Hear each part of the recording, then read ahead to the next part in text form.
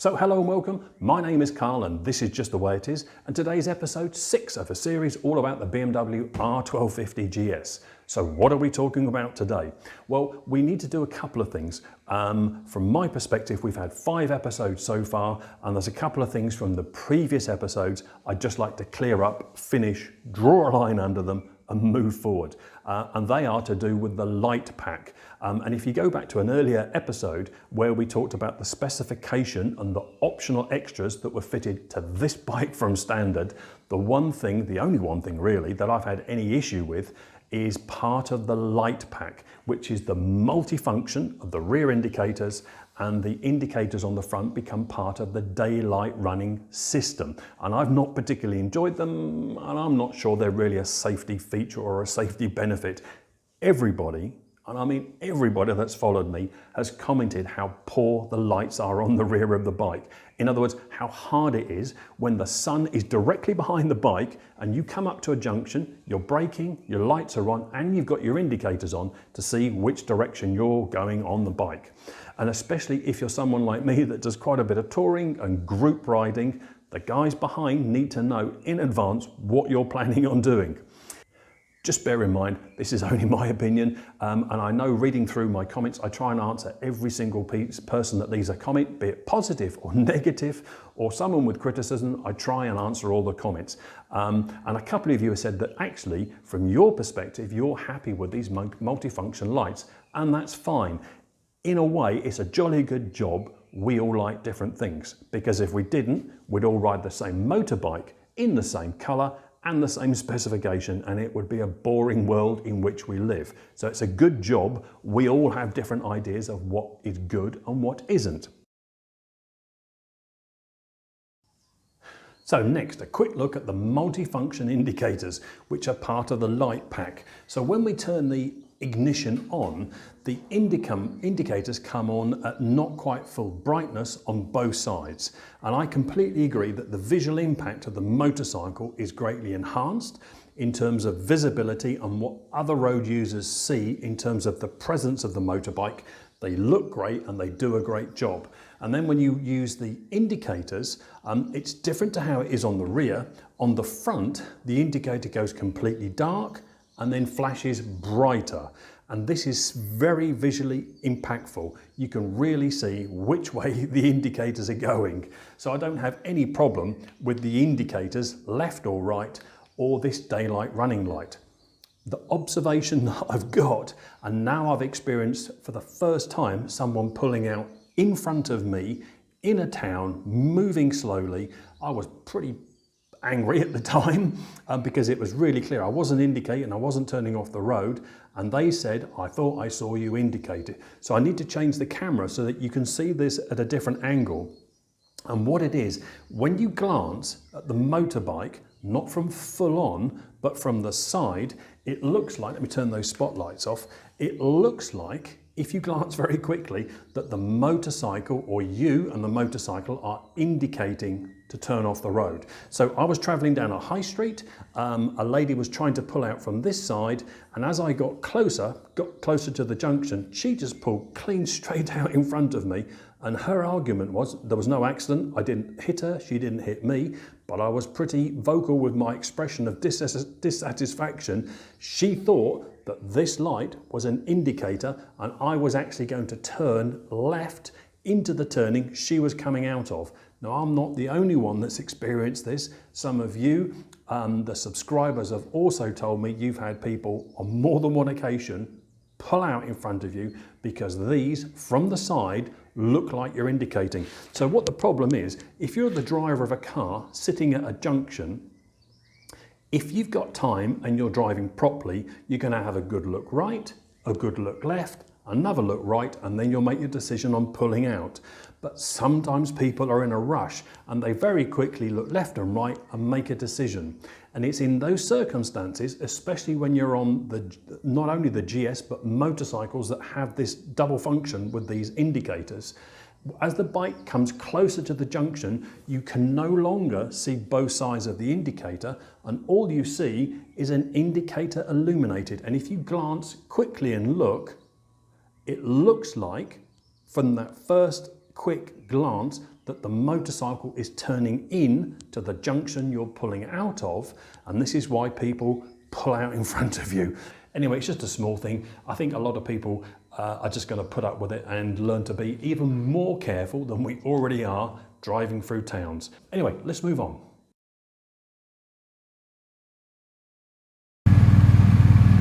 So now we've got the hazard warning lights on, and now you can probably see that they're performing two functions. So the side light doesn't actually go off. So in other words, if you've got a side light and an indicator, they're not taking it in turns to flash. The side light is on all the time, and then on top of that there is the indicator flash. Now in the garage it doesn't look too bad, and if this is how it looked all the time, I'd be okay with it. However, it's a bright sunny day, we're going to go outside, park the bike in the street and have a look at what this looks like in the sunlight. And this is what all my friends have complained about that have followed me. You cannot see what the indicators are doing very clearly, whether you're indicating left or right when you get to a junction. So let me just also, now these are flashing, add the brake light. So I hope you can see that. So brake on, off, on, off. Gosh, that's noisy. So now what we're going to do, we'll go outside in the bright sunlight. We've got clear skies, no clouds, bright sunlight, and we'll have a look at this in the sunlight, because that's where I really have the problem. In the garage, in the dark or in the shade, they're okay, they're acceptable, but I still don't think these are particularly safe. But let's go outside. The sun's not directly behind the bike. As you can see from the shadow, the sun is actually coming from this direction, but now we've just got the side lights by themselves. So we're going to start the bike and have a look at the same things we looked at inside, but in the bright sunlight. Let's have a look.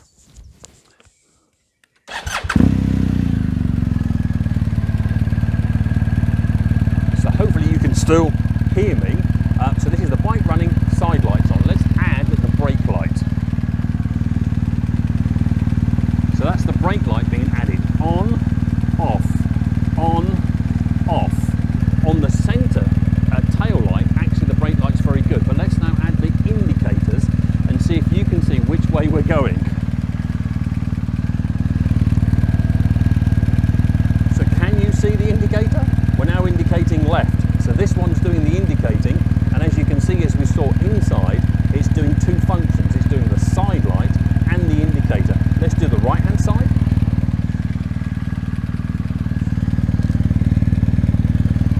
Now that's the right hand indicator.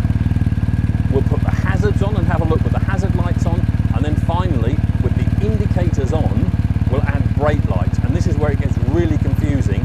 And everyone that's followed me is confused with what's going on with the rear. Let's have a look. So we've got the side lights on, we've got the hazard lights on, so both indicators are currently flashing, and then we're going to add brake light. Are you ready? Brake light on, brake light off, brake light on, brake light off. One more time, brake light on, brake light off. Anyway, I just thought I'd try and show you this. I am going to the dealer in a couple of days, and at the same time I'm going to be asking, can they actually really, as I've been told, reset this and turn it off? I don't know how they're going to do it, but I'm told that it's possible. My dealer, when I spoke to them, said they haven't got a clue. They'd never been asked the question before. The service manager, or rather the workshop manager, wasn't available for me to chat with. He was out on road test, so I'm going to find out. In a couple of days' time, I'll know whether you can deactivate this or whether actually you're better off not opting it as an option from the beginning. However, as we've seen from the feedback on the forum, some people like them, and that's absolutely fine. I'm just trying to show you or highlight my observations on why, if I was going to order one of these new, I would not be having the multifunction rear light as an option. Anyway, I hope that helps. In the next part of the video, I'll be back from BMW and I'll have an answer. So back in episode 5, we had to return to BMW to have the warranty work done on the brakes on the front. The original Hayes calipers were leaking brake fluid and BMW replaced those under warranty. If you're interested in that process, go and have a look at episode 5. Now, while I was there having the warranty work done, Earlier on in the series, somebody left a comment saying that it was possible to have BMW, the dealership, deactivate or turn off the multifunction of the indicators on the rear, or possibly just turn the multifunction of the indicators on the front off, basically switch it off. So while I was there in episode 5, having the warranty work done, I spoke to the workshop and asked, could they just connect the bike to their internal system and do a check? Now, BMW use something called ITSA. That's their internal software management system. It's a computer-based or a PC-based system, and it interfaces with your bike for firmware updates and software updates. So they were able to do a couple of quick checks, look at the options within the software for the GS, and they confirmed on the day, as far as they were concerned, it's not possible. There were no options to turn off either of these two functions. However, they were also very intrigued that someone had left a comment that it was possible, and they wanted to make 100% sure that what they could see on their internal system was correct. So they raised a technical inquiry within BMW itself. So it went from the dealer to BMW Berlin, asking them to confirm, is there any way that these multifunctions of the indicators can be turned off or removed once the bike's been shipped and delivered to a customer? And it took them about a week to come back to my dealer and then for them to come back to me. And so I've had two confirmations, A from the workshop and B from BMW, it's not possible. So if you have the multifunction lights on your GS, you're going to have to put up with it, just as I am. Anyway, so let's move on. So I hope the information we've just covered is some help to you with your buying choice, because once you've got the bike, you can't change anything. But if you're placing an order, you've still got time to make changes with the options that you choose for your bike. Anyway, let's move on. A couple more things I need to cover today before we finish. If you've been following the series from episode 1, you'll be well aware that this has been a test. This bike's been on loan from BMW, and the agreement was for a plus or minus 8 weeks. That's all I had the bike for. 2 weeks ago, I got the phone call telling me it was time to give the bike back. And I found myself pretty sad with the thought of returning this bike. If you've been following the series, you would have seen all the way along how shocked, in a very positive way, I have been with how good this bike is. It is not what I anticipated. It is so much more than I could have imagined. Now, I'm a Multistrada owner and I love my Multistrada, and if I'm in the mood for going quickly and fast, there is no comparison, even with the older Multistradas, between them and the GS.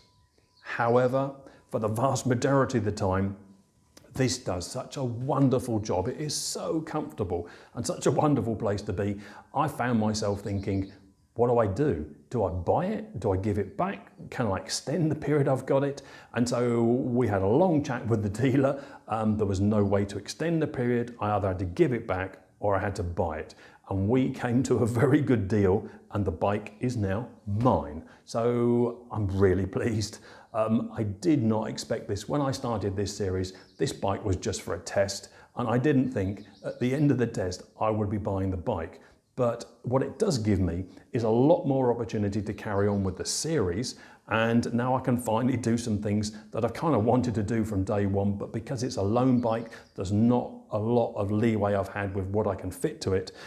These tyres, for example, the Michelin Aniki Adventure tyres, they're okay, but the more miles I've done, the back tyre eventually gets warm when you get on a bit, but the front tyre, no matter what I do, I can't put heat in the front tyre. So these tyres need to go, and we need to put some proper sports touring tyres on. As you've seen, or you might have seen from the Multistrada series, I like a little bit of bling. What do I mean? Well, I like to have the bike looking a little bit different to everybody else. So I've got some things that I've ordered that I'm going to install, and I'll share with you in the coming videos.